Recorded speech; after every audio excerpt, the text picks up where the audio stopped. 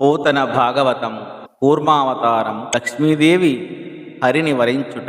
ఇందీవరధామమున ముకుందుని పూజించి తనకు కోడి వసింపన్ మందిరమగ తద్వక్షమునందంద సలజ్జ దృష్టినాలోకించెన్.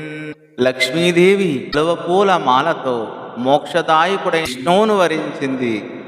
తాను చేరి నివసించడానికే ఆయన వక్షస్థలాన్ని ఎన్నుకొని సిగ్గుతో కూడిన చూపులతో మరీ మరీ చూసింది అని ఈ పద్య భావం. మోహరుచుల వలన ముద్దియదల ఎత్తు సిగ్గు వలన బాల చిరము వంచు నింతి వెరపు వలన నెత్తదు పంపదు తనదు ముఖము ప్రాణదయతు జోచి.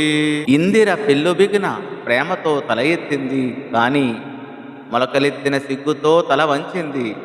తన ప్రాణవల్లభుడైన విష్ణుని చూడడం వలన కలిగిన తొట్టుపాటు వలన ఆమె మోము ఎత్తనో ఎత్తదు, దించనూ దించదు అని ఈ పద్య భావం. హరిచూచిన సిరి చూడదు సిరిచూచిన సరియు చూడ సిగ్గును బొందున్ హరియును సిరియును తమలో సరిజూపుల చూడమరుడు సందడి పెట్టెన్. విష్ణుమూర్తి తన కేసి చూస్తే లక్ష్మి చూసేది కాదు.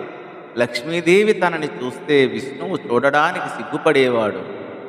లక్ష్మీ విష్ణువు ఒకరినొకరు సరి సమానంగా చూసుకునేలా మన్మధుడు కొందరులు పెట్టాడు అని ఈ పద్య భావం. జగముల తండ్రి అయి తనరు సౌరి జగంబుల తల్లి నిందిరందగా నురమందు దాల్చి నట తత్కరుణారస దృష్టిచే ప్రజల్ మగుడగదొంటి భంగి అతి మంగళ సాధ్విపతిత్వ సంపదన్ నెగడిన లోకముల్గనిరనేక శుభంబుల పొందిరత్తరిన్. లోకాలకు తండ్రి అయిన విష్ణుమూర్తి లోకాలు తల్లి అయిన శ్రీ లక్ష్మీదేవిని తన వక్షస్థలమునందు చేర్చుకున్నాడు. అప్పుడు ఆమె కరుణారసపూరిత చూపుల వలన ప్రజలు ఎన్నో శుభాలను పొందారు. అటువంటి మహామంగళకరమైన ఆ సాధ్వీమని పూర్వం వలె భర్తతో చేరిన పుణ్య సంపద వలన లోకాలు పెంపొందాయి అని ఈ పద్య భావం.